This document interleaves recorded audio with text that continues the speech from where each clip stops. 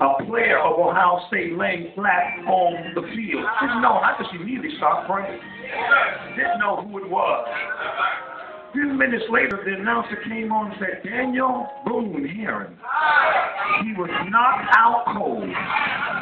I mean, completely unconscious. They raced out there. They didn't know what they were looking for, looking at. They just knew that they had a motionless player on the field. But I want you to know, the God that we serve, He's able. I said He's able.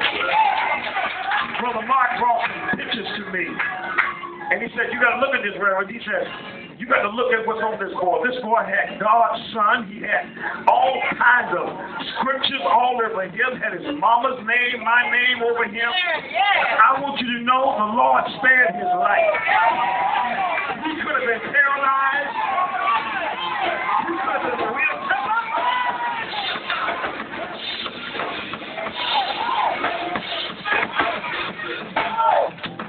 But I want you to know, after they were trying to attend to him and to holler in his ears, I've been on the phone talking to Ohio State throughout this day. In fact, I've been talking to them while I was here. I'm waiting on a phone call from the doctor. But you know what the trainer told me? He said, it's something strange. He said, normally in this type of situation, he said, when Boone got back to the table, got back to the sideline, they asked him, he said, where's your mom and your dad? He said, I'm not sure. He said, what is your dad's number? He gave him the dad's number. I said, thank you, Jesus. And you know, he told me, he said, Reverend, normally, when things like this happen, you know, there's a fall. He said, but when they gave Daniel a test today, he was able to take this test, and everything on the test he was able to pass. Thank you, Jesus. That's why when he was singing, I was ready to just jump up and start shouting all over this place.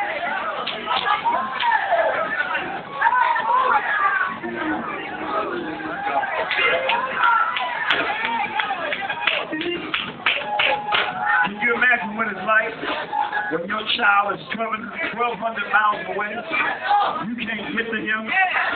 Well, finally Daniel came around. He said, he told the trainer, he said, boy, I know my dad's tripping right now. But God is a good God, isn't He? So Lord, I thank you. Let me get back to business. There's more I can say. My son, David, he called me. He looked at the hit. It was a vicious hit. In fact, the trainer said, Reverend, something should be done. That hit should not have been made. But how many of y'all know that the devil don't like when the saints of God think like that? Every time God has his hand on us, the enemy is always trying to stick his hand in. But I thank God that God spared his life. I've been getting calls from all over the country, different parts of the country. People are praying for him that the Lord will give him a speedy recovery. Y'all pray for me. I'm catching a plane in the morning.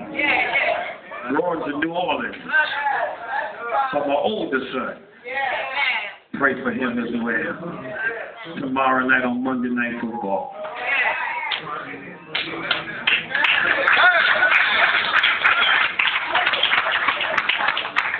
I got a testimony to tell you about this football business. I was on my way with an illustrious career. My coaches were saying, you're good enough to go to Notre Dame. You're good enough to play Big Ten. But I decided when I heard the voice of the Lord, I said, Lord, I just got saved and just received the Holy Ghost.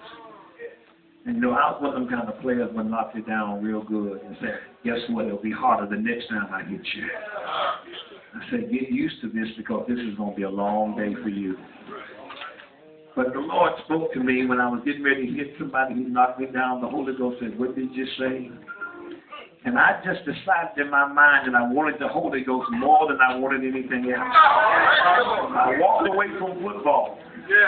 And 3 years later, the Lord blessed me to have 2 sons to get 2 Big Ten scholarships and one in the NFL right now. You don't know when your sacrifice. Your sacrifice to live right, you don't know when it's going to pay off. I said, thank you, Jesus. And I'm so happy to be here today, and we are not going to take a lot more time, but when you do something like this one time a year, you ought to let the pastor and his wife know that you appreciate their labor, their sacrifice, all the counseling and the praying and all of the